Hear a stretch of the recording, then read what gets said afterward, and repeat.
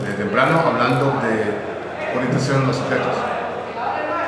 Y lo último que se intenta es una especie de reunión de la orientación a los objetos con la lógica, de una forma de orientación a objetos moderada, dice el profesor Kowalski. Noten que lo que está pasando acá es una especie de crítica del paradigma con la intención de destacar lo que tiene de malo, lo que no hace, lo que no hace bien, lo que no puede hacer realmente, no es lo que tiene de malo, sino lo que no puede hacer como lenguaje modelado de sistemas dinámicos, y conectarlo con lo que pueda tener de bueno la lógica en ese sentido.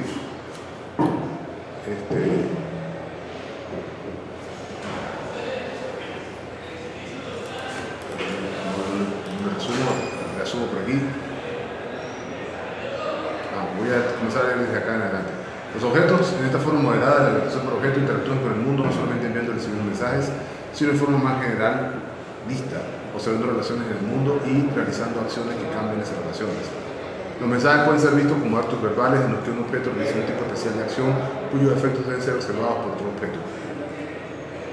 Quizá el punto, como discutíamos al salir de receso, es que estas cosas se terminan haciendo en los sistemas que ya existen, solo que hay que tener cierta experiencia y aprender a sortear la limitación sintáctica de cada plataforma para hacerlo apropiadamente. Lo que nos seguimos preguntando, y Daniel me lo decía al salir,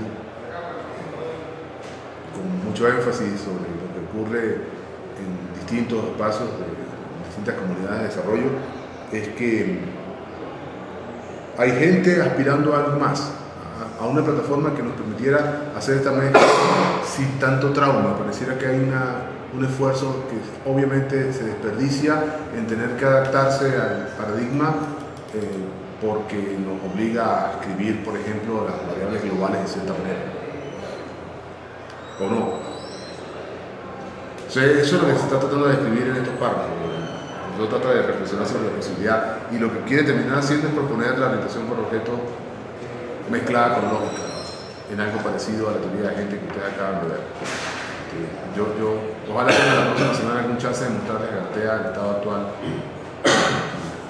cómo queremos nosotros ir en una dirección similar a esta, para modelar la simulación, no para una plataforma de reflexión general.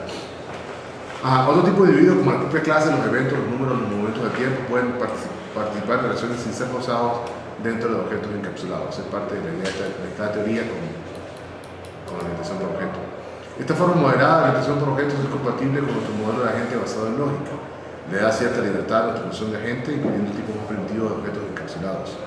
Enriquece nuestra noción de ambiente de agente al incluir no solo individuos simples y relaciones, sino individuos con objetos que pueden cambiar de estado concurrentemente usando métodos encapsulados ocultos en un exterior. En Galatea, por ejemplo, un modelo de un sistema es una descripción en tres fases o tres partes. Una parte dedicada a describir el mundo y los objetos en el mundo y las relaciones entre ellos, que es lo que llamamos la red tradicional en simulación. Una parte dedicada a describir los agentes, con estos conceptos de metas y creencias que hemos visto en el curso. Y una tercera parte que es la interfaz entre los dos. Es decir, cómo los métodos de los agentes, las acciones de los agentes se conectan con lo que pasa en el mundo real, en el mundo descrito por la red, en los objetos del mundo del sistema simulado, y cómo las observaciones que se hacen sobre esos objetos llegan a los agentes. Eso se hace en la interfaz. La red se describe en un lenguaje procedimental, básicamente, una variante de Java para parecerse a lo que fue Glider en su momento. La interfaz es Java, que es hablar Java para programarlo, por ahora. Y la parte de los agentes se describen con nuestros lenguajes lógicos que les he mostrado, reglas para razonar para adelante y para atrás. Y funciona, es decir, tenemos código funcional completo. Claro, sigue estando de por medio nuestras propias limitaciones, nuestras propias preferencias personales. Uno termina programando en Java, por ejemplo. No, esta regla aquí, me voy directamente a Java. Así que todavía hay un montón de cosas que aceitar aquí en la plataforma, pero el punto es, hay ya una confianza clara en que para poder tener un sistema así de funcional van a tener que ser más de un lenguaje. No es un lenguaje, es una familia. Entonces tienen lenguaje de programación lógica mezclado con lenguaje de programación orientado a objetos. Punto. Y un poquito más arriba a nivel para que el computista, para no exigir demasiado modelista, no tiene que convertirse en programador. Eso aún no terminamos de lograrlo. Un dolor de cabeza. Además, ya hay otros aspectos que toman parte en la decisión. El que no quiere hacer computación, sí quiere jugar con la ventana, por ejemplo. Entonces, yo quiero una paleta de diseño. Por eso la invitación que hicimos, yo quiero agarrar y, bueno, tengo unos objetos predefinidos, los quiero componer así, arrastrando el ratón para adelante y para atrás, para que se genere el sistema sin echar código. Sin echar código es imposible, prácticamente imposible. Y lo hemos intentado de varias maneras. Eso no puede componer algunas cosas que hagan una cosa muy tonta, pero tener un sistema de propósito general sin código, todavía no. Lo que le puedo prometer es que sea como un código en lenguaje natural. Eso ya es una posibilidad. No pueda escribir así habladito en español o en inglés. Lo que quiere que se haga, una forma de lógica controlada, como la que hemos visto, y eso se convierte en código. Eso sí, pero ya eso es código, por supuesto. Iba a decir algo. Esa es la panacea. Hacer clics y tener algo que funcione sin escribir en el Conversando con el computador, por ejemplo. Como hemos visto varias películas. Seguro apareció en el intento. Claro. Sí, claro.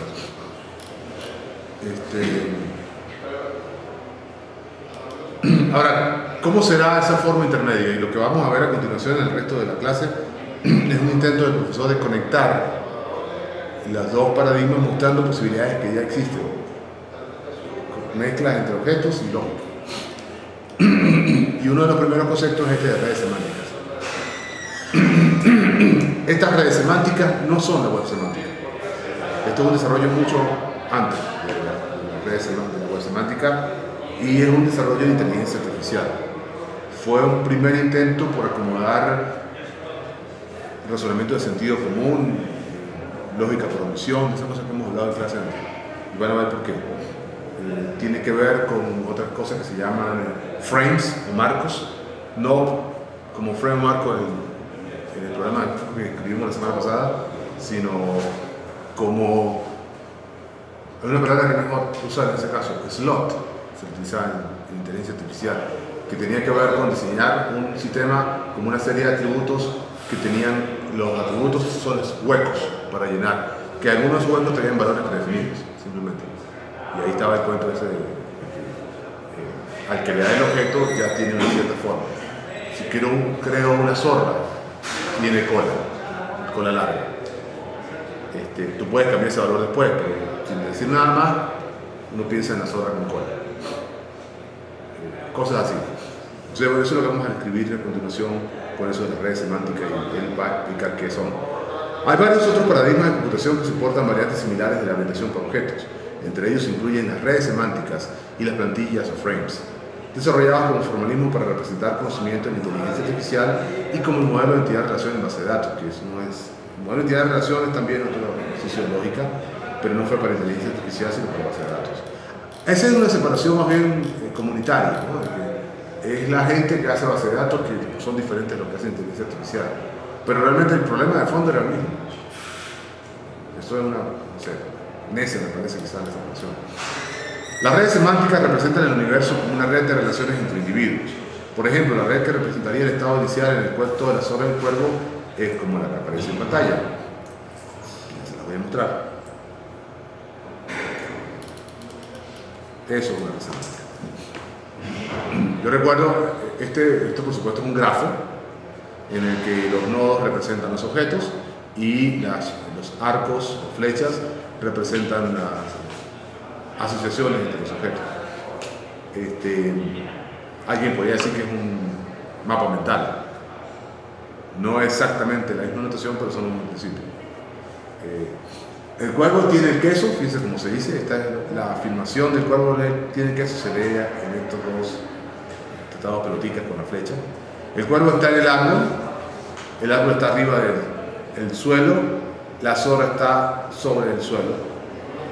Y ahí está, esa es toda la red semántica. Hubo un intento por sistematizar descripciones de cualquier cosa de esta manera.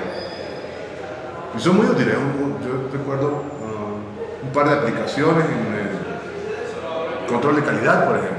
Uno hace un mapa de todas las relaciones que participan de cierto producto y puede utilizarlo para guiarse después en la verificación de calidad del producto. Sirve para muchas cosas.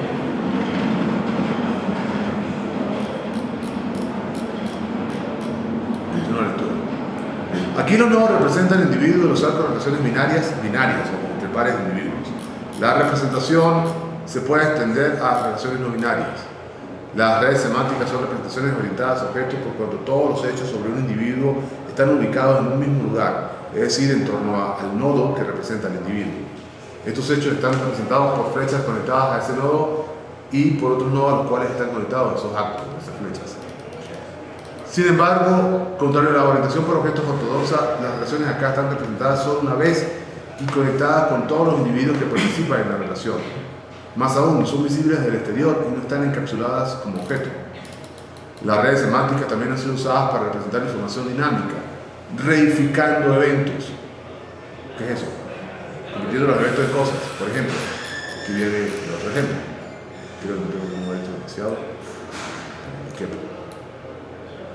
Y ahí tienen ustedes otra red semántica ligeramente diferente.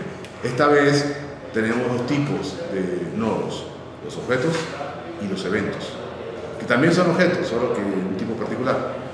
Y además dos tipos de flechas. Una flecha genérica que representa la relación entre el evento y el objeto, y una flecha temporal, que es la más gruesa, que nos da el orden entre los eventos. Entonces tienes el cuervo, es el objeto de este evento de duración, y la zorra es su agente. Entonces se lee el agente zorra adula, o sea, comete ese evento sobre el objeto cuervo. El cuervo es el agente de este evento de cantar, que no tiene ningún objeto. No tiene objeto. Tiene un propósito, pero no tiene objeto. Este es el agente queso, que es el agente de la acción caer. Aquí está el queso, que es el agente de la acción aterrizar. Y aquí está el evento tomar, que ya el agente no es el queso, sino que es la zorra, como señala la flecha. Ligeramente más complicado, pero esa es una red semántica para describir la historia. Entonces, esta red semántica tiene, además de las flechas habituales, las flechas temporales. Ventajas: sigue teniendo la ventaja de la optimización de espacio para abordar. O sea, el cuervo aparece una sola vez, el queso aparece una sola vez, la zorra aparece una sola vez. Cada evento aparece una sola vez, porque hay un montón de flechas de un lado a otro.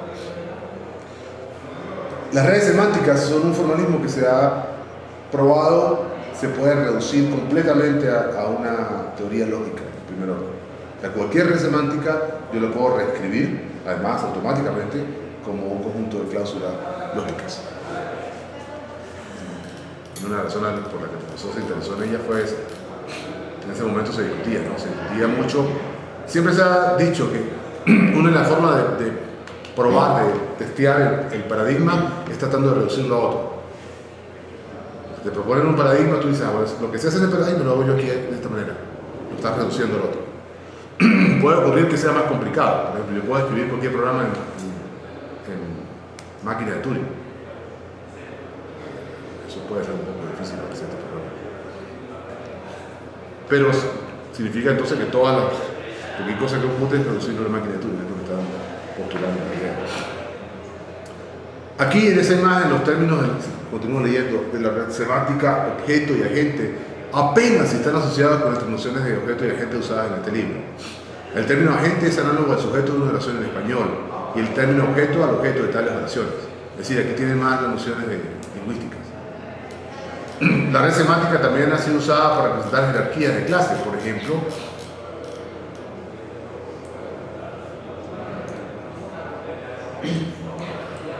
Por el lado, ahí está una red semántica, que además es una taxonomía, una jerarquía de clases.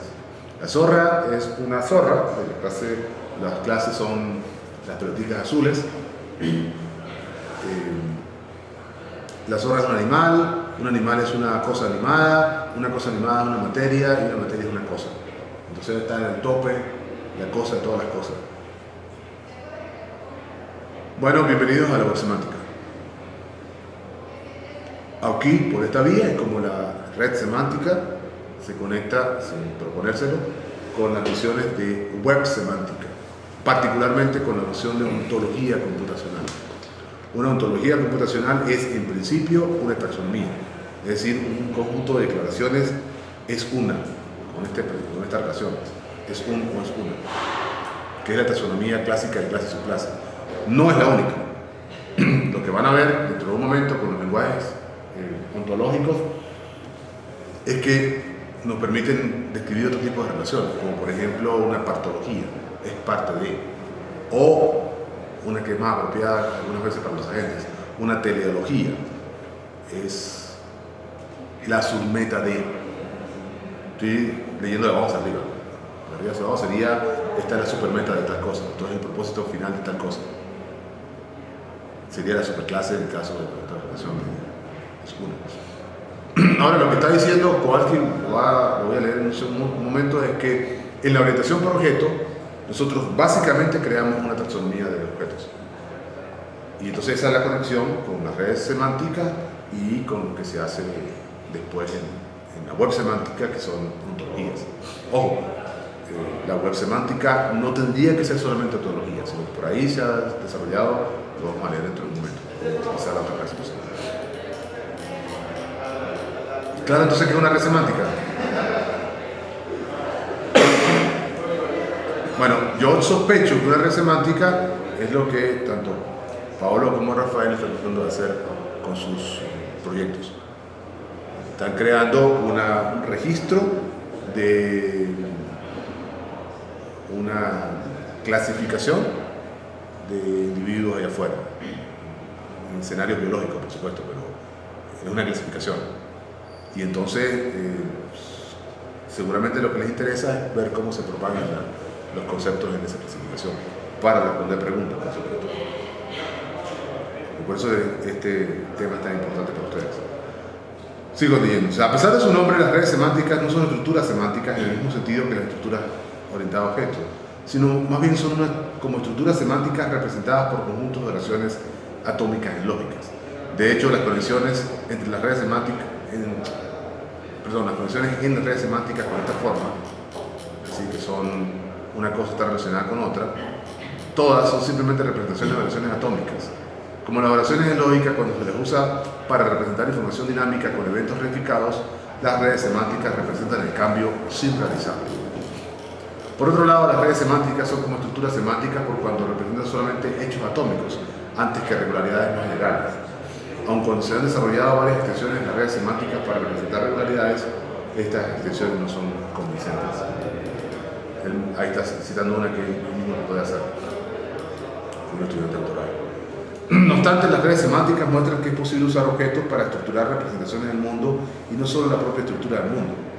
También ilustran cómo suscribir una forma moderada de orientación por objetos, en la cual los objetos dan estructura a nuestra comprensión del mundo sin ocultar todo dentro de ellos mismos.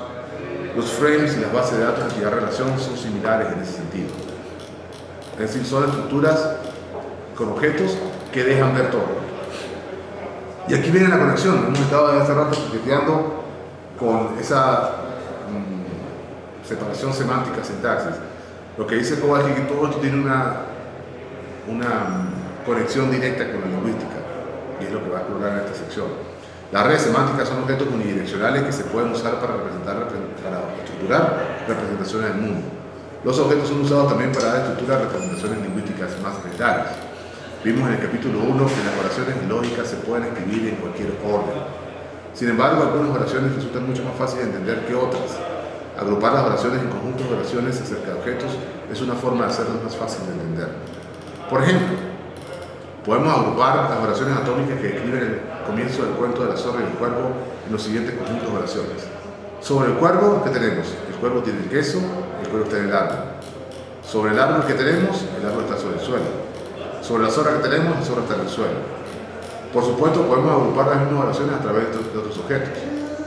Por ejemplo, si sería sobre el queso, el cuervo tiene el queso. Sobre el árbol, el cuervo está sobre el árbol.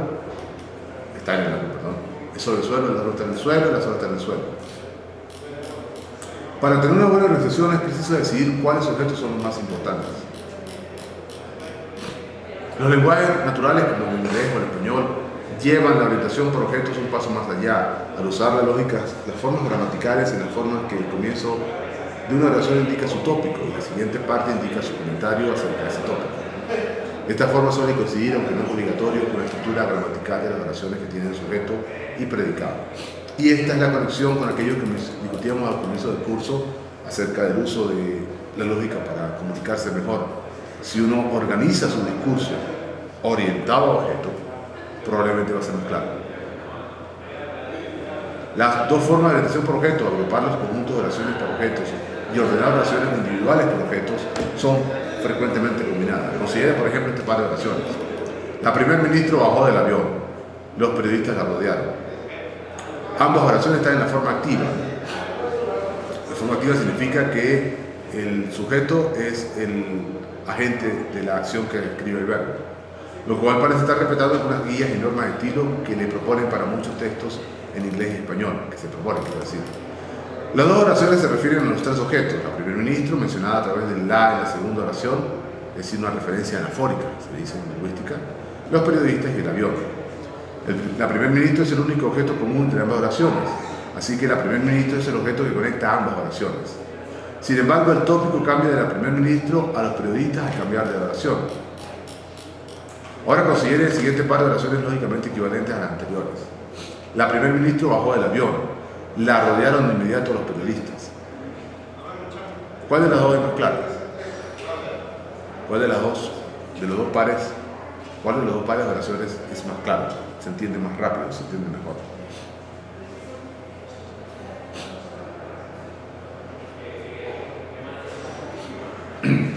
¿Cómo lo sé? Es muy poca muestra lingüística para uno decidirse. Mi experiencia en el curso es que no hay un pronunciamiento categórico de parte de ustedes de cuál es más claro. Mejor hacerlo con textos más largos. Lo que está postulando es que esta segunda está mejor diseñada para efectos de expresionar, a pesar de que está en la forma pasiva, ¿no? Ahora el sujeto de la acción aparece acá fuera del tópico. El tópico es el ministro. En este caso, no es solo que ambas oraciones se refieren a un objeto común, sino que comparten el tópico. El tópico es aquello acerca de lo cual habla la oración. Sin embargo, la segunda oración se expresa en voz pasiva. A pesar de esto y de contradecir aquellos manuales del buen estilo simplificados, mucha gente opina que el segundo par de oraciones es más fácil de entender. Y les pregunto a ustedes. Esto sugiere que la gente prefiere organizar sus pensamientos en forma orientada a objetos. Y esa preferencia tiene prioridad sobre la preferencia de voz activa sobre voz pasiva. O sea, si usted se inclina por la segunda, quizás sea un hombre orientado a objetos.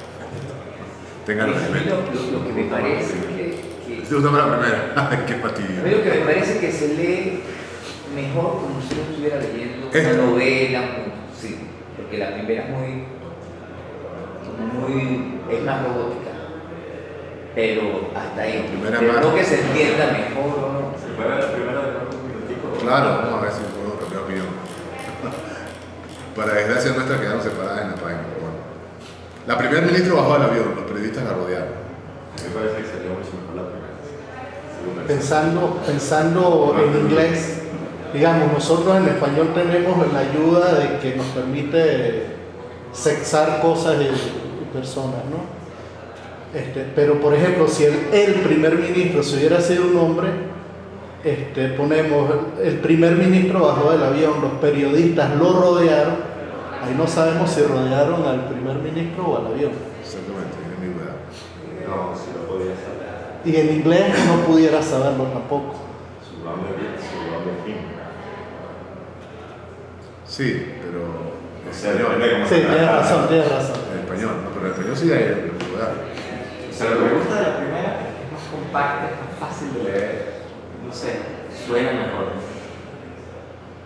Sí. Dice que esta es más. Me molesta la voz pasiva en esta segunda.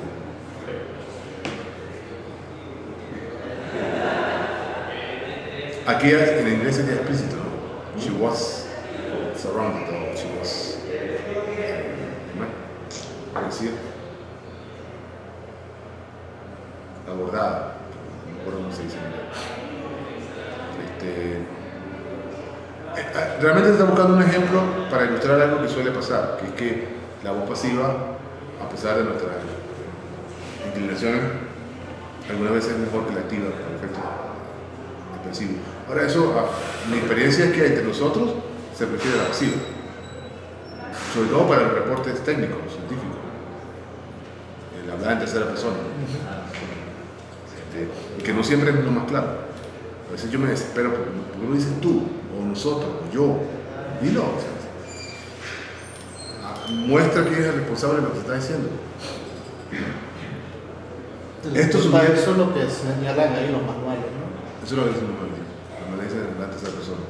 Esto sugiere que la gente prefiere realizar su pensamiento en forma orientada a objeto y esa preferencia tiene prioridad sobre la preferencia de voz activa sobre voz pasiva. La orientación por objeto no es la única forma de ordenar oraciones.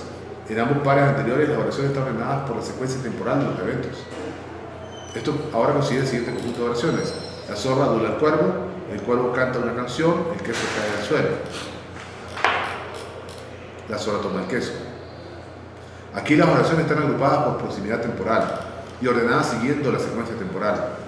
Las oraciones están organizadas no por objetos, sino por agentes, tal como se acostumbra en la voz activa. ¿Quién hace qué, en qué momento? Es importante dejar las cosas en perspectiva. La orientación por objetos no lo es todo.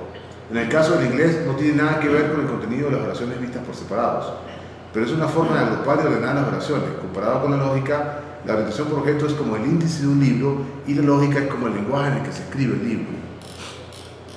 ¿Conclusiones? En comparación con la lógica, la atracción principal de la orientación a objetos es que nos muestra cómo construir mundos artificiales en los que los objetos pueden cambiar de estado al mismo tiempo e independiente de otros objetos. La orientación por objetos facilita la construcción de nuevos objetos a partir de los que existen y por medio de métodos encapsulados, reduciendo la complejidad y aumentando la mantenibilidad. Eso dice el libro al menos.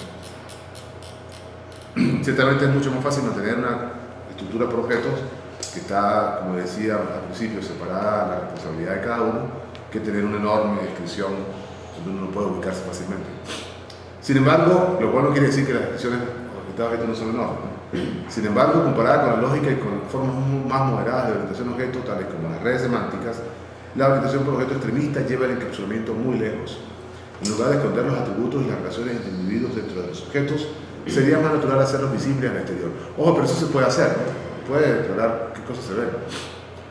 De hecho, es todo lo que se hace con todas estas políticas de acceso que se definen en los lenguajes como Java, public o private o alguna de esas cosas. El problema no es declarar que es visible o no. El problema es declarar que puedo modificar desde afuera. No, pero el paradigma es orientado a objetos. Claro. El problema y los modificadores de visibilidad realmente no es para decir que es visible o que no es visible. Ese no sería tanto un problema. El problema es para definir qué puedo cambiar desde afuera y qué no puedo. Sí, solo que aquí hay visibilidad es posibilidad de cambio, ¿no? De sobreescribir. Claro. Sería muy interesante, por ejemplo, poder definir la posibilidad de que algo sea visible pero no modificarlo. Eso está con estas facilidades de reflexión en el lenguaje. Tú puedas preguntarle a una clase cuáles son tus métodos y te lo diga en tiempos de ejecución, incluso cambiar de cosas. Sí, eso es una necesidad sembrada. En lugar de tratar a los individuos como objetos encapsulados, los sujetos se pueden reducir a ser individuos que interactúan con el universo. Está bien. No hay nada que no se pueda hacer en principio. Lo que suele siendo el desafío final es vamos a hacerlo de esta manera. La orientación por objetos extremista también va muy lejos con la metáfora del pase de mensajes. Esto es importante.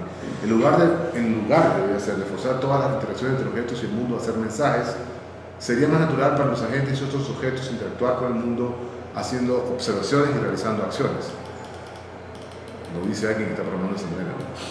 La lógica computacional se puede reconciliar con ambas, la orientación por objeto extremista y la moderada, usando una lógica como un lenguaje de más alto nivel para implementar métodos y para definir jerarquías de clasificación.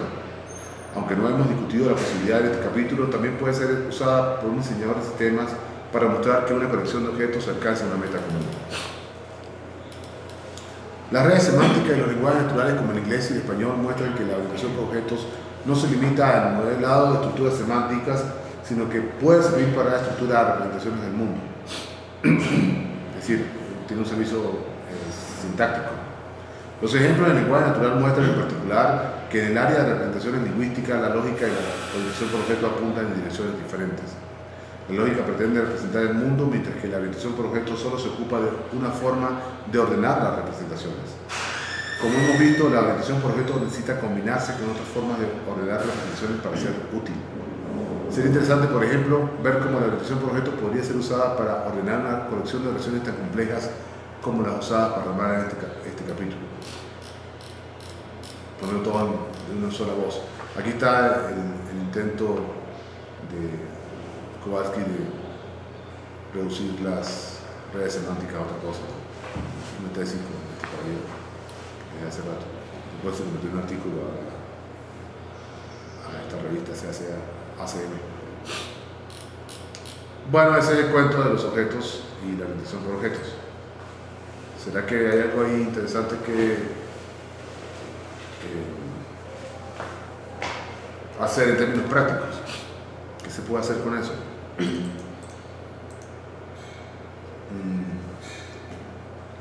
A ver, yo creo que el detalle fundamental acá es de tratar de imaginar cómo uno usa la representación cambiando de forma. Una forma diferente de decir lo mismo, eso es lo que está tratando de plantear. Y me parece particularmente meritorio este ejercicio que tenemos acá, porque lo que se planteó, lo que plantea al principio del capítulo, fue siempre una competencia de paradigmas. Cada uno de los que proponía una idea de representación de conocimiento decía esta es la manera correcta de hacerlo contra otra. Y este ejercicio de reconciliación es mucho menos común. Aquí Fabricio está preguntando algo. No entiende qué significa la lógica pretende representar el mundo, mientras que la OSA se ocupa de una forma de ordenar las representaciones.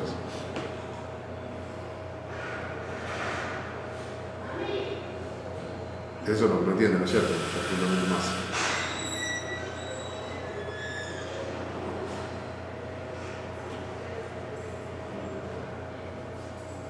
Sí, pero es que ordenar cuáles representaciones, las propias representaciones orientadas a objetos.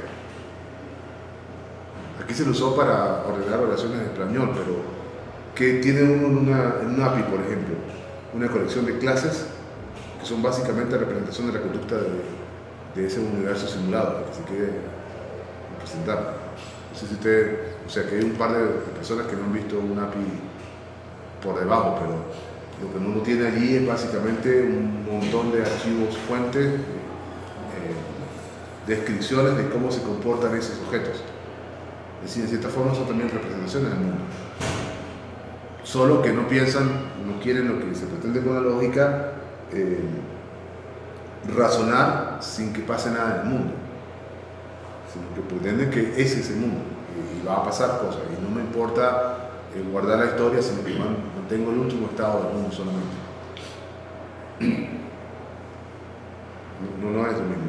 Quizás yo quería leerlo y comenzar de inmediato hoy el capítulo 11, porque este capítulo, aunque no tiene que ver con el texto del profesor Kowalski, es una visita a la noción de objetos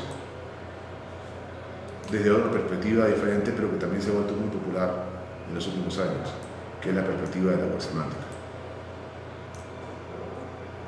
Entonces permitan que vaya directamente al grano, lo lea y quizás regrese con comentarios. Este es un texto escrito por mí como complemento del curso, pero con la intención de conectarnos con ese otro desarrollo, ¿no? ¿Qué es la web? estamos usando en este momento para editar el curso, que me ha cambiado a mí la dinámica del curso enormemente. A mí me sigue costando mucho, seguir toda la mañana sentado aquí. Era mejor cuando podía pasear por todo el salón. Supongo que voy a volver a hacerlo cuando me consiga un micrófono que me acompañe, pero por lo pronto. Por un lado tiene un micrófono inalámbrico. Un inalámbrico. Mucha calidad. Tengo que buscarlo, ¿no? Eso sí. Pero tiene que ser una cosa que lo reciba la máquina. Yo digo, el posgrado tiene en el sector y todo. ¿El de él? De computación. Tú dices que utilizaban para la cámara, ¿no? Un micrófono profesional de esos que usan en programas de televisión, cosas. Con entrada para acá. Es con entrada para acá, que te lo cuelga, con alambre. Bueno, eso voy a tener que usarlo la próxima vez que hice el curso.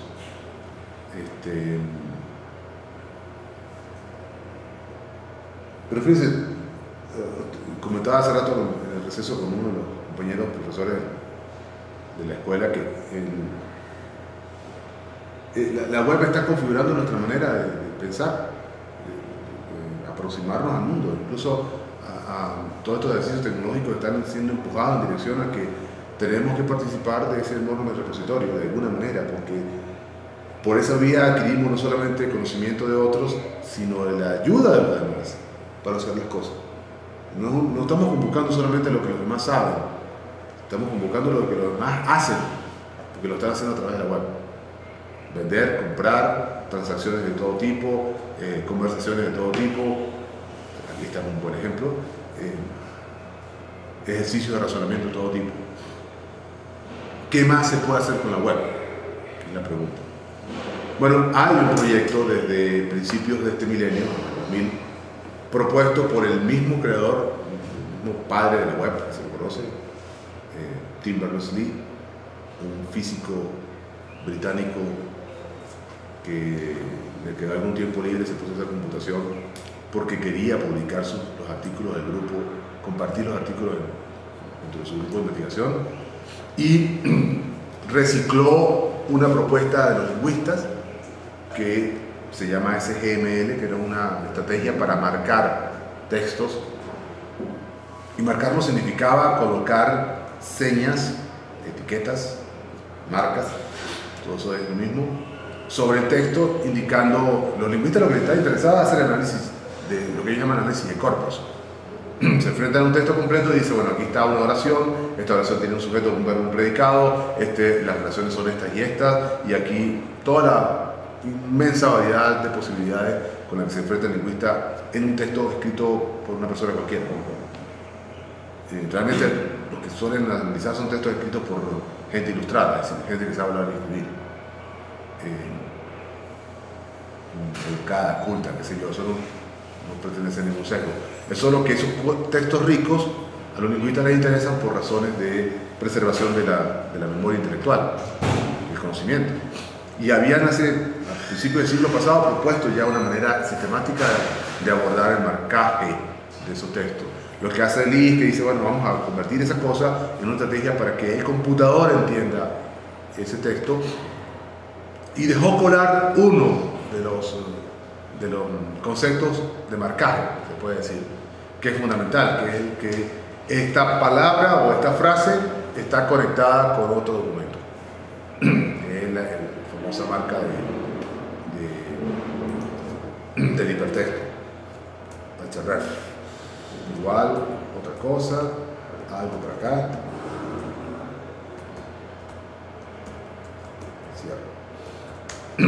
Que nos crea ese acceso al hiperespacio, al hipertexto. Si ya dejó de ser el texto una estructura lineal que se dé de principio a fin, que si tú quieres usar para pensar, es decir, si contiene un argumento, tendría que leerse en esa dirección.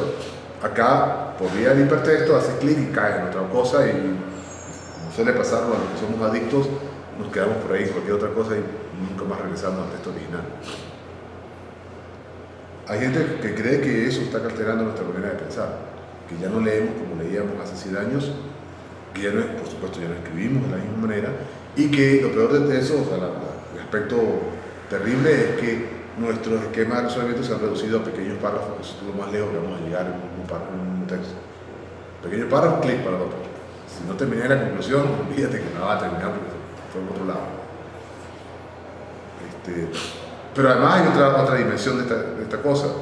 La dimensión de que eso se convierte en un almacén que necesita ser rastreado y que para lo cual vamos a necesitar una infraestructura computacional que se encargue de eso, los buscadores. Todo el asunto de que mi realidad se configura por el buscador me deja ver, y lo que yo busco además, las palabras que con las que comienzo a asociar esos temas sobre los que me interesa hablar. Y si por alguna razón esa colección de palabras difiere de la que se esté utilizando para hablar del mismo tema, yo quedo excluido. Yo me autoexcluyo además, de salir del asunto. Esa clase, aquí suena como exagerado todo lo que estoy diciendo, pero son posibilidades técnicas, ¿no? La lectura de un libro está mediada por tu capacidad física para agarrar el libro, levantarlo, sostenerlo, qué sé yo. La capacidad tuya para leer los hipertextos está mediada por la computadora. Y si ese texto es gigantesco y tienes que además usar la herramienta para buscar, está mediada por el buscador, porque presta el servicio de búsqueda además. Ese es el enorme mercado que explota Google.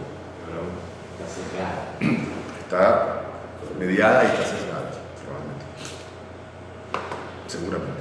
Ahí valga la referencia. Hay una cosa que se llama DuckDuckGo. Pato, ver en inglés.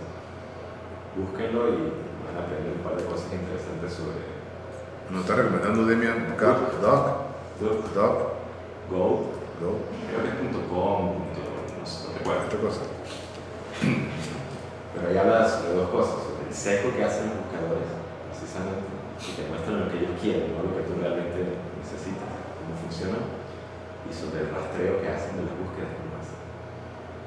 Sí, tiene una mejor percepción de nuestra realidad que nosotros mismos. Ciertamente. Además, muchas veces ese sesgo es inducido por la propia dinámica comercial. Tienes que mostrar este aviso. Bueno, eso es lo que tenemos en el web, ese enorme repositorio de información de contribución abierta y acceso libre. Contribución abierta, cualquiera puede colocar, cualquiera ya tiene un acceso a un servidor web. Y acceso libre porque cualquiera lo está descargando. Y es otro detalle fundamental, que se nos nubla la visión a veces de darnos cuenta que esto no sería tan exitoso si yo no pudiese descargarme el texto que estoy leyendo. Que cualquier acción en la web significa que me estoy descargando el texto, estoy copiando. Es decir, la acción fundamental acá es la de copia. Que no se podía decir que era lo que uno está haciendo cuando está leyendo el libro. Lees el libro y, salvo que tengas una memoria extraordinaria, esas visuales, no lo estás copiando. Lo vas a olvidar, pero por muy buena memoria, algo se te va a perder. Aquí no. Aquí lees el libro, es copiárselo. Te lo descargaste. Una página web, la lees cuando te la descargaste. Hay una copia en la máquina frente a en tu máquina, pues, si es que es tu máquina.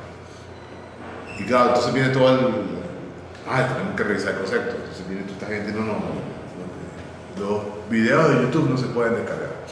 ¿Cómo que no? Me paso media hora esperando que ese bicho descargue, entonces no lo puedo borrar en la máquina porque me lo borra él mismo. Y yo no tengo manera de controlar eso. Eso es una aberración. O sea, alguien se confundió muchísimo. Eso niega la naturaleza original de la web. No lo puedo descargar. Esa es la intención. Decía que eso es esencial.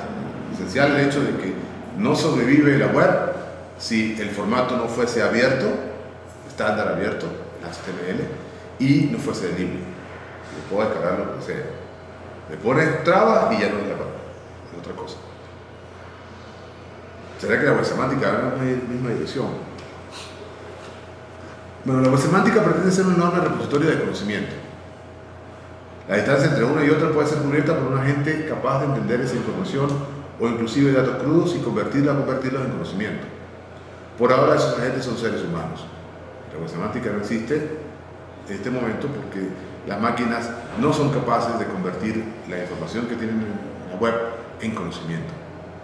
Pero si pusiéramos una representación de conocimiento para la web y en la web que pudiera ser procesada por agentes artificiales, estaríamos a un paso de relevar o al menos de asistir a los humanos en el uso de la web para acceder al conocimiento. ¿Cuál es la relación entre información y conocimiento? Pregunta importante acá. ¿Ustedes qué creen? ¿Cuál es la relación entre información y conocimiento? ¿Cuál es la información entre dato e información? La relación. ¿Qué es información? ¿Qué es conocimiento? Suponiendo que tenemos que es un dato. Datum, de latín. Un símbolo que tiene alguna posibilidad de significar, aunque no signifique. Yo digo 1. Debe ser muy difícil porque tiene un significado a bordo, un número.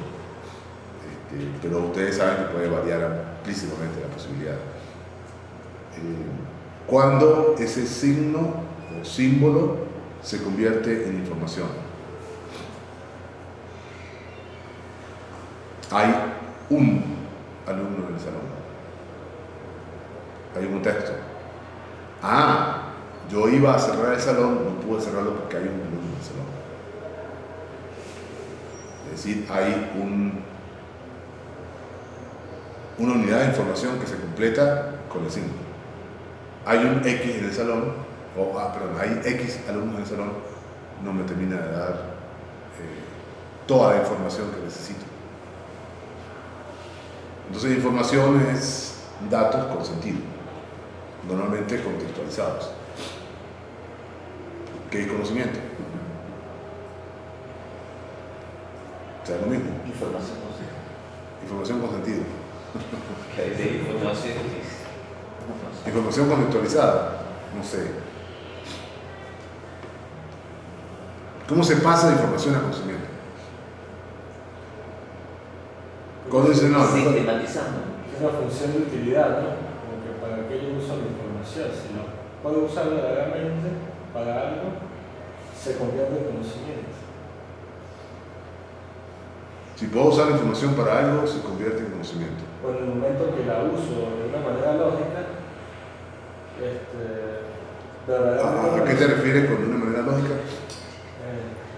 Digámoslo así, en medio de un contexto de decisiones y de razonamiento. Digámoslo de esa manera. Hay leche en el bicentenario, ¿eso es información o conocimiento? Información. Información. No, eso es mentira porque no hay.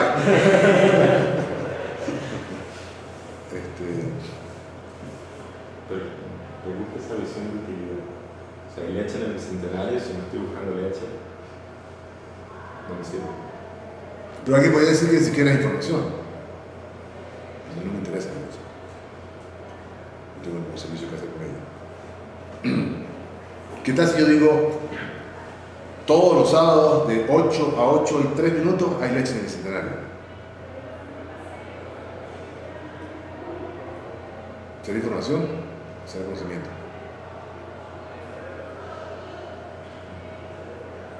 O yo sé cuál es el pana que saca la leche del bicentenario. Esa es una pieza de conocimiento invaluable. Suena conocimiento de tu parte. De mi parte, claro. Tú estás dando, pónganse en mi lugar. Hay una regla general.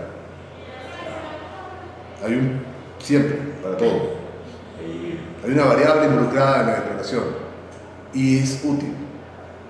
Eso es conocimiento. Digo yo, mi propuesta acá es que lo que hacemos en lógica es representar conocimiento porque representamos reglas generales. Si fuese todo proposicional sería mera información. Dime. Hay una frase de una presentación de Pablo Ramírez, que tengo esta foto, te la voy a mandar, que dice algo así como que creo que conocimiento es aquello que queda cuando hemos olvidado lo que hemos aprendido. Creo que me acuerdo de esa frase.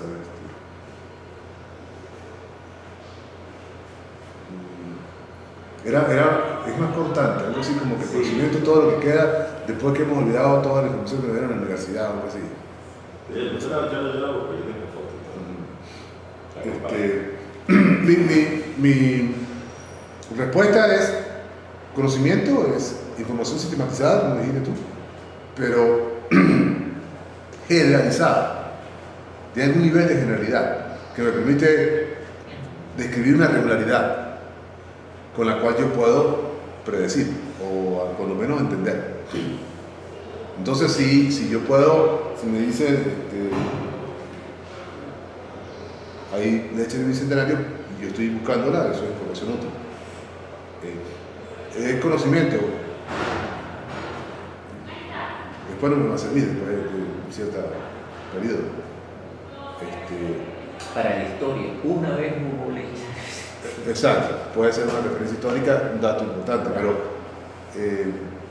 que siempre se puede conseguir por esa vía es otra cosa. Lo que pasa es que a veces cuesta distinguir las dos, ¿no? A veces lo que estoy haciendo es aumentando mi creencia en el principio general con nueva información.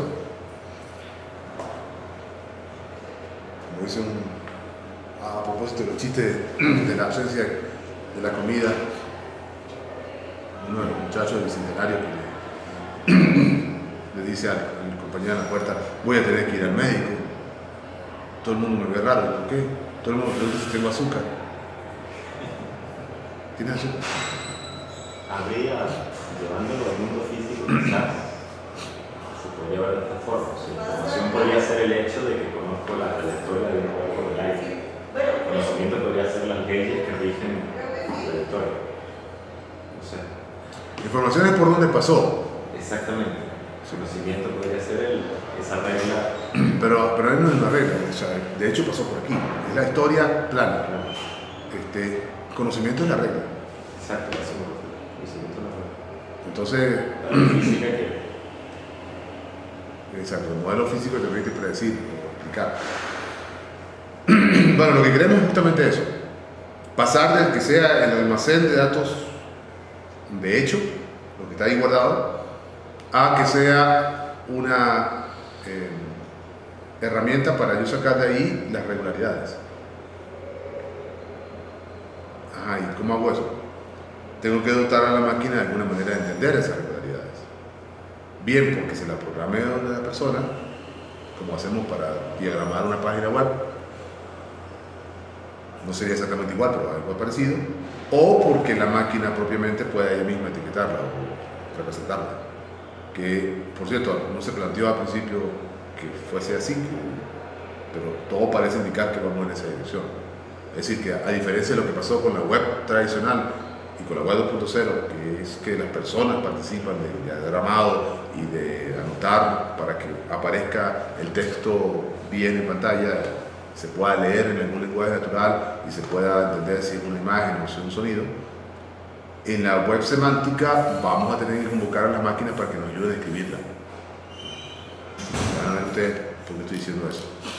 Siendo el medio de representación del conocimiento más conocido y más aplicado en la historia tecnológica de Occidente, no es extrañar que la lógica en alguna de sus formas computacionales sea convocada para proveer esa representación del conocimiento para la web. Por razones cercanas, no debe estar tampoco, quisiéramos aprovechar el libro del profesor Kowalski dedicado a elaborar un modelo de agente artificial basado, inspirado sobre la lógica, para completar la conexión con la web semántica.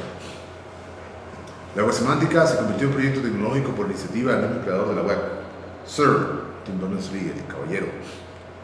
El objetivo de este proyecto es definir el lenguaje y las estrategias para dotar a la web tradicional de representaciones del conocimiento procesables por máquinas. El primer paso en esa dirección fue la definición de una estrategia de anotación de texto, marcado, etiquetado también se le dice. Yo no voy a distinguir entre los dos, hay gente que no usa los dos con el mismo significado. Para mí son lo mismo. Similar al lenguaje base de la web, el HTML, pero que sirviera para crear nuevos lenguajes con los cuales se pudieran etiquetar o anotar los textos con referencias significativas en términos del uso humano del lenguaje. Esa estrategia, casi un lenguaje, es XML. XML no es un lenguaje particular, es o una estrategia de anotación o una especie de metalenguaje con el cual yo describo otros lenguajes, pero no es un lenguaje. XML, sin embargo, es solamente una notación. A diferencia de HTML, un lenguaje que se le parece mucho, las etiquetas en XML no han sido predefinidas para causar cierto efecto operativo en la máquina. De hecho, no han sido predefinidas para nada. El propio usuario, creador de una página XML, agrega sus propias etiquetas, tal como haría con una página web si estuviera usando HTML. Más aún se pueden combinar más notaciones. Así, por ejemplo, en lugar de la estructura tradicional y las etiquetas HTML de una hiperpágina web como esta, no sé si se ve claro ahí, un poquito más grande.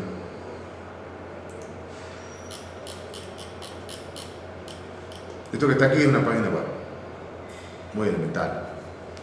Es un texto plano, decimos nosotros, escrito en cualquier editor que debe escribir cualquier cosa. Aquí están los símbolos de menor que, mayor que, bordeando una etiqueta, eso es una etiqueta. HTML abre y está la etiqueta de clausura que se distingue por esta barrita de este lado. Y dentro hay otra etiqueta anidada por la otra que bordea un texto escrito en español. Y eso es todo lo que se puede hacer en una página web. Claro, ahora uno la hace en el editor de texto o en el procesador de palabras como LibreOffice o OpenOffice o Word, que ustedes tanto quieren, y lo vacía en HTML, o sea, lo vacía en este formato. Una página de la matemática podría incluir otras etiquetas más significativas para las máquinas, por ejemplo, esto. Entonces fíjense que ahí aparecen otras etiquetas que no son parte de ningún estándar, cuando menos no a priori. No hay nada por ahí en la organización que creó el HTML que define la etiqueta resumen. Mentira, por ahí hay un summary en una parte, pero este resumen en español no está. Yo lo podría hacer, yo podría crear en mi página web esa etiqueta y tener mi código que la entienda. ¿Y para que la entienda? Hazme un resumen de la página. Un resumen de la página y buscaría solamente el fragmento bordeado por esa página. Y dime de qué es el resumen. Tema. Entonces esa clase de marcas que suenan un poco incómodas, puede ser para leer, no tendrían que ser leídas por los humanos, pueden ser leídas por computadora. De hecho, si ustedes escriben esa página tal como está en el browser, la abren con el navegador, él no va a mostrar esas etiquetas. No las entiende, no las muestra. Esa es la convención. Pero si utilizan un navegador con un plugin que entienda ciertas cosas, capaz que la entiende. Con etiquetas como tema que pueden ser aprovechadas por una gente que entienda su sentido. Para fácilmente, a partir de ese texto, ¿para qué? Para separar fácilmente a partir de texto la respuesta a la pregunta ¿de qué trata este texto?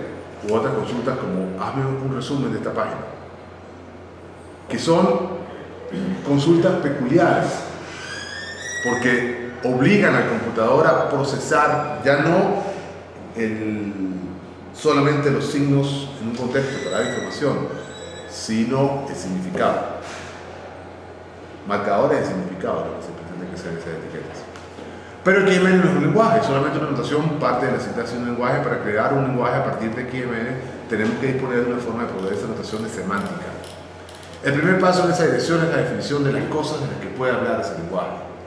Esto es, prestando el término de los filósofos, una ontología. Una clasificación de cuáles cosas u otros conceptos se podrían aplicar allá afuera en el mundo y de cómo se les puede nombrar o referir en ese lenguaje.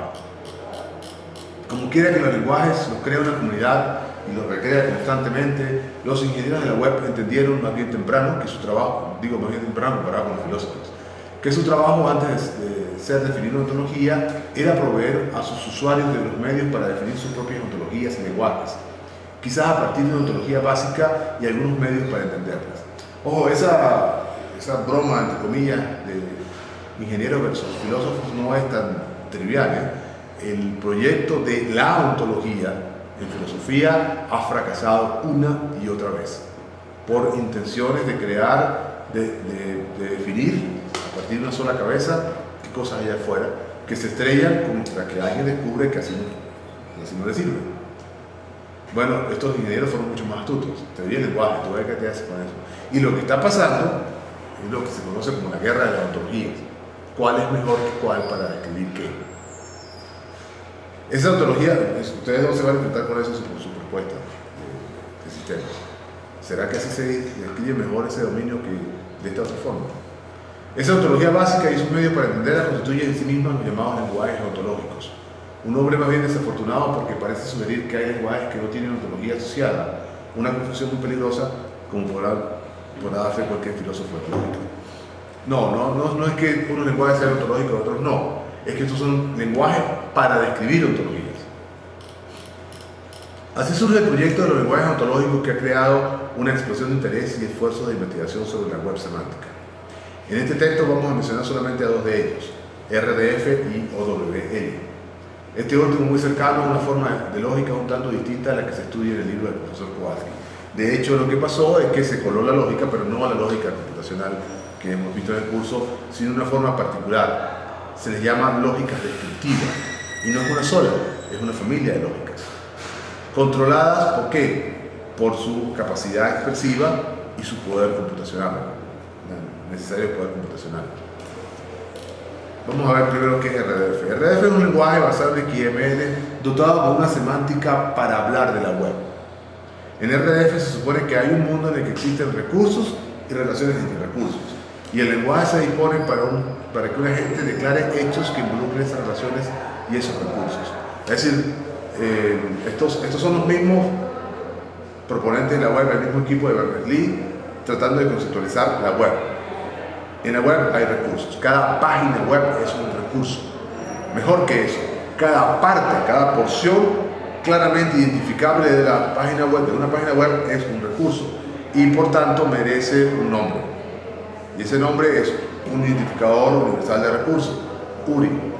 El URL utilizado para la página completa es un URI para toda la página completa. Pero yo puedo tener un nombre para una sección de la página solamente. Por ejemplo, la declaración Jacinto Dávila tiene una página web en esta dirección, este URL, sería plasmado así en RDF. Ojo, recuerden que esta es una notación para la máquina. Uy. ¿Por qué se apagó el audio? Yo no hice nada. Bueno, ahora me siguen escuchando por allá. Acabo de encender el audio. Ahí sí es esta declaración. Jacinto Dávila, este sujeto, tiene una declaración, página web en este sitio. No se ve muy claro esta mención, pero ese es el código XML, un archivo XML para declarar lo mismo que acabo de decir. Básicamente la declaración está aquí. Estas etiquetas, mi dominio y posee web, son mis etiquetas para decir que el identificador, esta frase que está acá abajo, describe al poseedor de la página web que se describe con este URL. El lector con un poco de tiempo podrá identificar cuáles secciones corresponden a terminología predefinida y cuáles no. RDF, un lenguaje completo, sin embargo, es tratado de hablar de la web, recursos, relaciones, objetos, o tripletas RDF, como se les llama también, ¿no? Un recurso, una relación, un objeto, que suele ser otro recurso, pero también puede ser una relación. Esas son las tripletas RDF.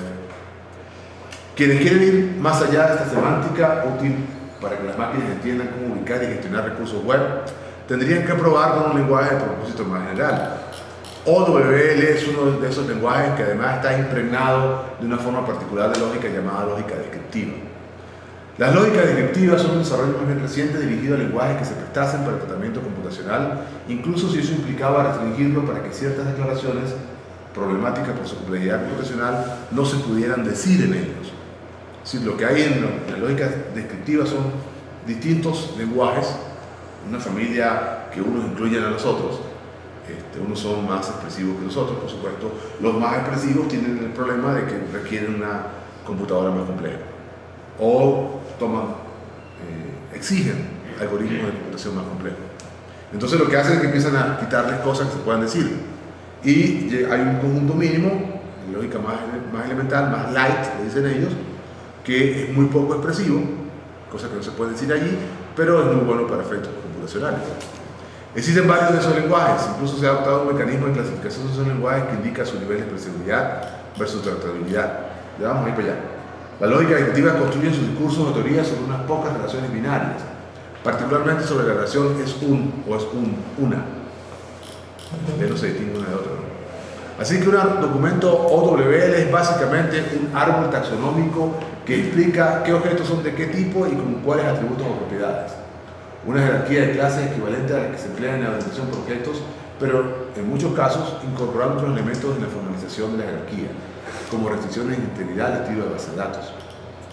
No queremos en estas notas complementarias del curso de lógica contrariar más el esfuerzo del profesor Kowalski en el texto guía de explicar un modelo de agentes basado en lógica sin emplear ninguna lógica formal para ello. Así que nos mostraremos más detalle de la sintaxis y los lenguajes ontológicos.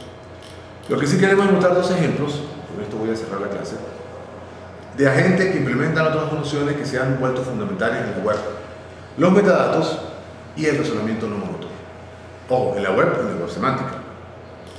Una de las primeras aplicaciones naturales de la tecnología de la web semántica es la búsqueda de documentos. Con recursos como repositorios RDF y OWL en la web, uno puede imaginar un agente que nos ayude a ubicar documentos a partir del tipo de conocimiento que contienen, que buscamos, no a partir de las palabras que contienen. No a partir de las palabras. ¿Cuál es la diferencia? Vamos a ver. Por ejemplo, para responder preguntas como ¿quiénes han escrito sobre el legado epistolar del libertador de Venezuela?, uno puede pensar en un agente con una meta como esta. Vamos a leerla lentamente. No sé si están todavía los muchachos vivos ya en la distancia, pero lo que está enfrente a ustedes es una regla, una cláusula. Ahí está Fabricio, gracias, Carlos también.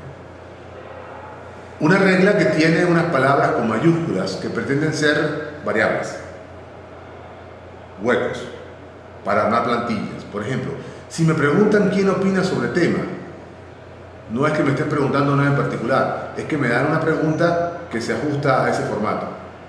Ese formato tiene una palabra que se guarda en quién, o una frase, una palabra que se guarda en opina, la palabra sobre y la palabra tema. Es decir, la única palabra real aquí es sobre. Pero luego hago un procesamiento de las variables, de las palabras que me han colocado en estos huecos. Quién es una variante gramatical de quiénes, y aquí quiénes es una palabra de verdad, y opina es una variante semántica de opinar, y el análisis del tema arroja estos escritores. ¿Qué acabo de hacer?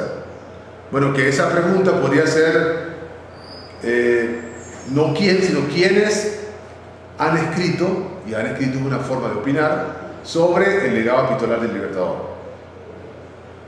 Entonces yo entiendo que quién es una manera de preguntar por quién, ha escrito sobre es una manera de preguntar por opinar, y cuando busco el legado epistolar del libertador me doy cuenta que el legado epistolar no lo escribe nadie de esa manera, que el legado epistolar tiene que ver con cartas, y los escritores me dicen busca por cartas. Esa traducción me la hace la gente, no la hago yo buscando. Es como un asistente para la búsqueda, que ya sepa que ciertas palabras se usan para referirse a ciertos conceptos. Y cuando yo me estoy buscando por sinónimos de esos conceptos, él hace la conexión sinonímica. Me dice, busca esto también. ¿Y por qué no? Ya que está buscando, realmente legado epistolar no es sinónimo de carta, es un hiperónimo. La categoría lingüística es algo que incluye el otro, pero no es equivalente al otro. Si fuese equivalente serían sinónimos. Lo cual hace que carta sea el hipónimo del otro. Ahí también hay una jerarquía conceptual. Eso es todo. Eso es todo. Lo que tengo que tener es una manera de que unas creencias para hacer ese mapping. Unas creencias lingüísticas, gramaticales, unas creencias lingüísticas semánticas y unas creencias que también son semánticas, pero que me conviertan el tema en una lista de escritores. Es exactamente lo que hace uno de nosotros cuando está buscando. ¿Qué es lo que quieres buscar? Ah, esas palabras se buscan así. Un experto buscador, buscan, hay personas por ahí que se dedican a eso, hace el mapping automáticamente. Bueno, imagínense ese mapping, esa correspondencia automatizada, con una base de creencias que me haga la correspondencia. Ese sería este agente semántico. Un primer agente semántico. Entonces, ¿qué hace? Bueno, rastrea la web usando todos los autores, buscando todos los autores de documentos con esa lista de escritores.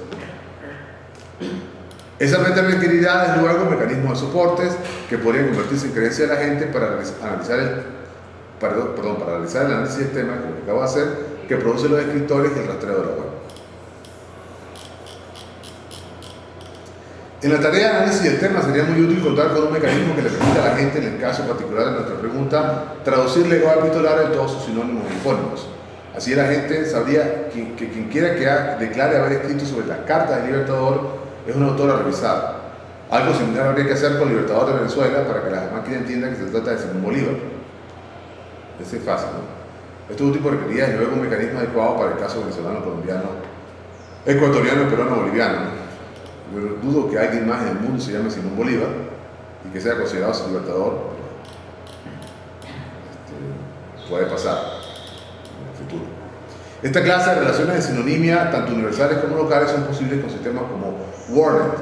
Y aquí estoy mencionando un sistema particular creado por un proyecto de lingüística norteamericano en Stanford hace unos años, que es una especie de diccionario de tesauro tecnológico automático. La WordNet contiene una ontología que le permite relacionar los términos. Desafortunadamente, esa ontología no está escrita en ninguno de los lenguajes ontológicos de la web semántica, pero aún así puede ser útil. La segunda tarea es también muy interesante. Requiere que nuestro agente disponga de medios para identificar entre la enorme cantidad de documentos contenidos en la web los autores y los escritores de esos documentos. Esa información que refiere el contenido y otros atributos de los datos es conocida como metadata y es fundamental para que las máquinas puedan contribuir a la gestión de los repositorios de conocimiento. Metadata. Hay mucho esfuerzo en la dirección de proveernos de un estándar de metadatos en la forma de una ontología que explique qué son y qué contienen los documentos formales. Dublin Core es uno de esos, quizás es más avanzado hacia afuera.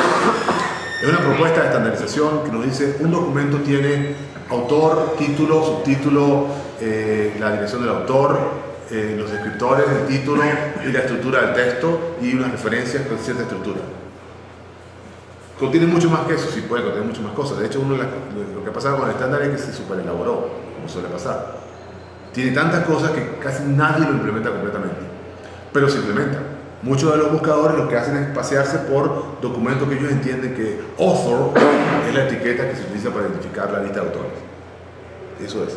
Y entonces hay esa base de datos de la información que describe la información, por eso lo de metadatos, está allí. Podría ser metainformación, pero bueno. Podemos ver en este primer ejemplo de agente para la web semántica cómo se incorporaría el manejo de significado en un agente que atienda consultas en la web.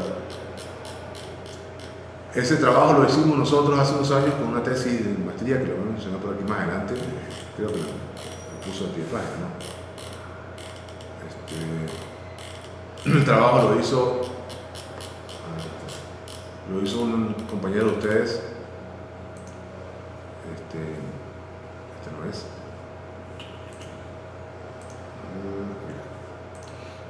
La tesis de Ícaro Alzuru, profesor de esta facultad, de esta escuela en particular, que hizo el trabajo Alejandría Inteligente, con el cual, esta es la especificación, ¿no? Esta fue la propuesta que se hizo en aquel momento de investigación dirigida, con la cual pretendía hacer un estudio de la web semántica.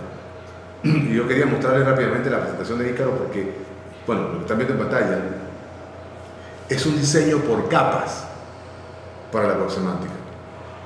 Diseño por capas, ¿qué es eso? Bueno, esta manera de proponer diseños para sistemas en Internet es muy popular y ha sido muy útil además para entender la web y para entender la Internet en general. La Internet es un sistema por capas, se supone que cada capa corresponde a un problema de comunicación que se resuelve, de alguna manera, es decir, a un servicio de comunicación. Acá están hablando de los servicios de representación básicamente, pero si fuésemos a buscar, por ejemplo, el modelo OSI por capas de todo Internet, debajo estarían los problemas de cómo señalizo un cable para que transmita cierta data, cómo señalizo el aire cuando estoy transmitiendo por el alámbrico y toda esa clase de cosas que se van a resolver con la web, con la Internet en general. Esto se supone que se monta encima de todo eso otro, es decir, debajo están la capa de la web y estas son las que una propuesta hecha por Tim Berners-Lee hace como 10 años proponía para la red, para la web semántica.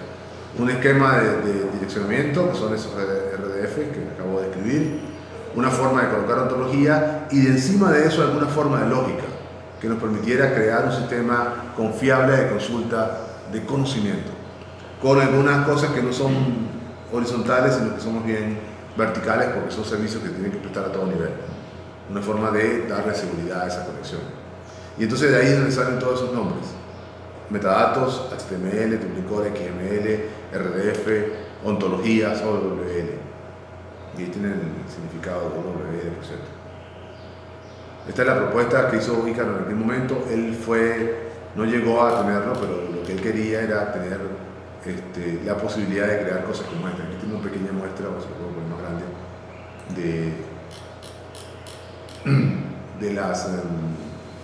de las categorías que se utilizan en el Dublin Core para describir un documento.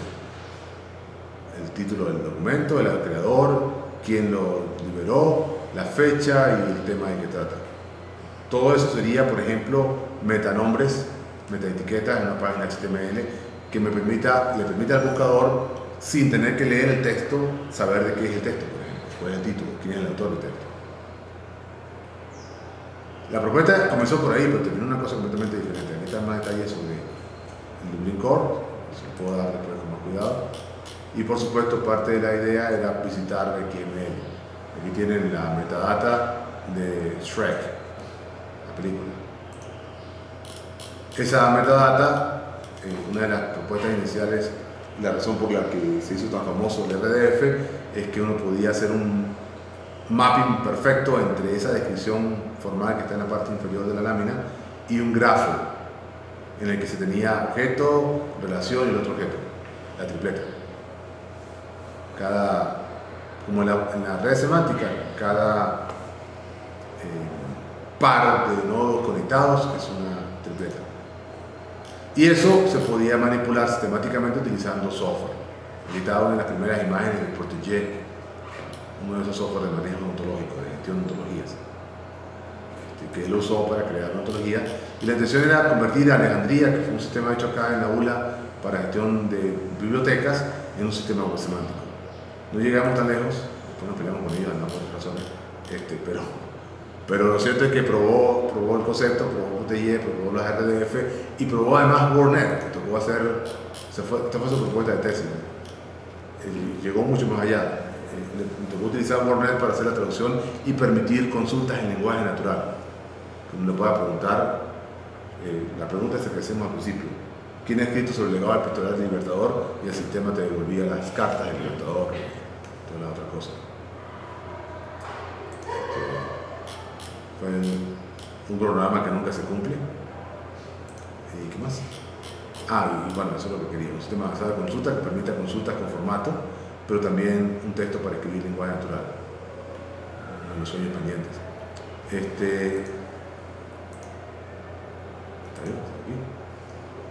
Esa fue la propuesta de Ícaro. La tesis está en línea y creo que el página está por ahí en alguna parte. Pero quiero hablarles de otra más, para cerrar la clase. Hay, sin embargo, un siguiente nivel de complejidad en el manejo simplificado para atender consultas, algo que es bien conocido en base de datos desde hace años: el manejo de datos temporales y el razonamiento no monótono. Se habla de razonamiento no monótono, ya lo hemos mencionado antes del curso, a aquel que cambia de opinión. Típicamente, un agente con cierto cúmulo de creencias alcanza ciertas conclusiones, pero si esas creencias cambian, debido quizás a un cambio en el mundo, las conclusiones también podrían cambiar. ¿Tienen alguna pregunta? Los lectores del libro del profesor podrán asociar esa forma de razonar con esos lenguajes lógicos que estudiaron en el capítulo sobre el cambiante mundo la semana pasada. Permítanos, sin embargo, un último ejemplo con un agente que implementa una forma de razonamiento no monótono indispensable para la aplicación de su cargo. Imagina un agente que maneja un repositorio de información catastral elemental. El pie de página lo va a dirigir una tesis de maestría también de acá de la ULA, que se ha convertido en un proyecto muy interesante. De hecho, la razón por la que les dije hace rato que venía cargado hoy es porque ese proyecto condujo a una tesis doctoral que se presentó el fin de semana pasado. La profesora, ahora doctora Nelly Patricia Piña, y la tesis está en mi página web, en ese pie de página, si quieren revisarla. Pero déjenme ponerle el resumen. Entre muchos otros tipos de consultas, este agente debería poder explicar quiénes son los propietarios de los terrenos en un área dada. Una pregunta elemental a un sistema de catastro. Una pregunta elemental, pero no trivial, y además una pregunta delicada, porque va a manejar información muy delicada. Esta sería, por ejemplo, la pregunta de quien administra el registro, pero si se le ofrece al público, empiezan a hacer listas de secuestro de gente y cosas así, porque son los dueños de este terreno. Es delicado lo que se está manejando allí. La meta de mantenimiento y creencia correspondiente para este ente es simple. Ahí están las reglas. Si me solicitan los propietarios de terrenos en un área, entonces reportar propietarios del área. Ahí no hay nada particular. Salvo que, de nuevo, las palabras que comienzan con minúscula pretenden ser más que simples palabras. Son huecos, son plantillas. Para reportar propietarios del área, transforme la descripción del área en un área geográfica, y los propietarios son los sujetos para quienes se cumple ahora que poseen propiedades contenidas en el área geográfica. ¿Qué clase de pregunta es esa? Esa es una pregunta como la que vimos la semana pasada y que ustedes tenían de tarea en la bitácora probar. Se cumple es el predicado ese que me permite hacer el rastreo temporal. de aquello que se cumple en este momento porque fue iniciado en algún momento y porque nada lo ha interrumpido en el intermedio. ¿Qué puede interrumpir que alguien sea propietario de algo? Bueno, pues que lo vendió, o que la dividió, o que se murió y entonces ahora es sucesión, o lo que sea. Cantidad de eventos que son bien conocidos en un registro catastral, ¿no? Se sabe que puede pasar. Entonces lo que tienen que hacer ellos es implementar un sistema que entienda de qué cosas se puede hablar en un registro catastral. Eso fue lo que ella hizo en la tesis esa. Propuso una ontología para hablar de problemas catastrales. Y llegamos al punto de especificar, y tenemos un prototipo muy elemental, de un agente que atendía esa consulta, haciendo la traducción de esa que acabamos de describir, esa regla, de una solicitud particular en una consulta a la base de datos temporal. La última submeta, los propietarios, esa que comienza con son los sujetos, es una consulta que se podría responder con una versión extendida del cálculo de situaciones o del cálculo de eventos adecuada para lidiar con propiedades y áreas geográficas. ¿Se cayó la red? ¿Se cayó la red? ¿Se cayó la red? No se cayó la red. Maravilla. ¡Wow! ¿Qué hicieron los muchachos para arreglar la red de las caídas? ¿Se cayó la grabación? No. Genial. Lo importante en este caso es que si a esta gente se le hace la consulta en un momento dado, su respuesta bien puede variar respecto a otros momentos en ocurrido eventos que cambien las relaciones propiedad-propietario en ese área geográfica. No sé si los muchachos me están... Fabricio dice que está en línea. Hubo un bajón de corriente, por eso el susto que me escucharon. Seguimos hablando. Gracias. Entonces, ¿qué hay ahí? Esta consulta no solamente es contingente, o sea, depende de el área geográfica, sino del momento de la consulta. Ese es el punto, ese es el detalle del razonamiento temporal. Si pregunto ahora, voy a tener una respuesta que es probablemente diferente a la que voy a tener mañana o la que tuve ayer, porque se compran y se venden cosas todos los días. Desde luego, esta gente tendría que operar con conocimiento que le permite asociar cualquier descripción de un área, por ejemplo, en términos políticos, parroquia, municipio, país, etc., con un conjunto de coordenadas estándar, por ejemplo. Más importante aún, la gente requeriría de un registro sistemático de los eventos de compra y venta de propiedades que incluya los detalles de cada propietario y propiedad, incluyendo la ubicación de cada una, desde luego. Todo este conocimiento bien puede estar almacenado en un repositorio asociado con una ontología de registro catastral, por ejemplo, un archivo con marcaciones en OW específicas para el problema. Ella propone esa manera de marcar una ontología, un registro, perdón. Ahí no solo cambian las propiedades del dueño durante el tiempo, sino que esas marcaciones políticas cambian durante el tiempo. Claro, sí, y puede ocurrir que tengas eventos catastróficos que te cambian dramáticamente la estructura. Sí, seguro. Estos dos ejemplos informales y muy simples pueden servir para ilustrar la extraordinaria riqueza de posibilidades en este encuentro entre la web biológica y los agentes, digo yo. Ustedes, ahí les dejo con la referencia, están en mi página. Si van a esta página, en mi página web, van a poder hacer clic y bajarse las tesis. Las dos tesis, como les digo, Nelcy Patricia acaba de cumplir su doctorado siguiendo con este proyecto, ahora hablando de la semántica, y Ícaro está en el proceso de hacer su doctorado en este momento en Estados Unidos, no exactamente en esto, va a trabajar en otra cosa, pero ahí está el trabajo, lo pueden consultar. Sí, yo voy a subir esta información, creo que está arriba, ¿no? en el repositorio, tengo que recordar dónde.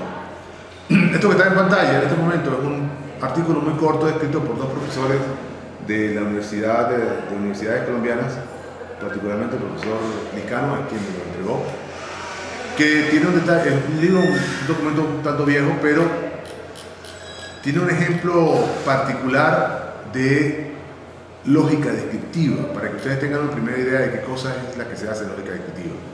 Ahí está, las personas tienen sexo masculino o femenino, una mujer es una persona de sexo femenino, un hombre es una persona de sexo masculino, un progenitor está definido como una persona que tiene algún hijo, el cual es una persona, una madre es un progenitor con sexo femenino, un papá es un progenitor con sexo masculino. Fíjense la clase de relación, ¿no? Es como una relación binaria porque ocurre entre personas y algo que tiene ese sexo. Ahora se fue. Se fue el doctor. ¿Están ahí, muchachos? Entonces, para no darle más larga, yo solamente quería mostrarles a ustedes cómo se hace eso con los lenguajes ontológicos. Ricardo está en línea, no sé. Se cayó la grabación. No. O sea, que se cayó fue mi motor. El nuevo golpe que dio la cosa esa. Ajá, ahí está. Entonces, una persona que tiene al menos un hijo y todos sus hijos son graduados, se escribiría en lógica descriptiva de esta manera. Esto que está acá, que estoy diseñando con la flecha, ya va a salir en pantalla para que lo veamos los que ven acá, es una especie de operador equivalente al I, solo que funciona entre categorías, entre persona y lo que sale de esta otra intersección.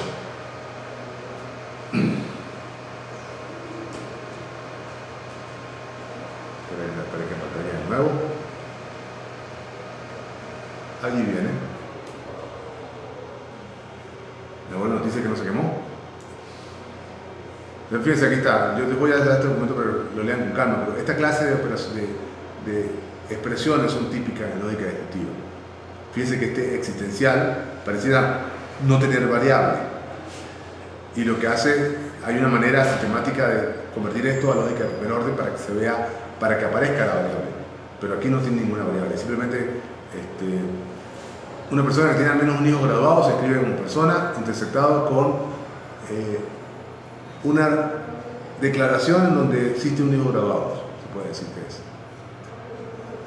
Entonces, el nivel que tienen ustedes, la semántica de esa lógica, y tienen lo que se hace, como les decía la semana pasada, para sistematizar una semántica, se usa el concepto de interpretación. ¿Y qué se puede hacer con eso? Bueno, están las declaraciones que se puede hacer.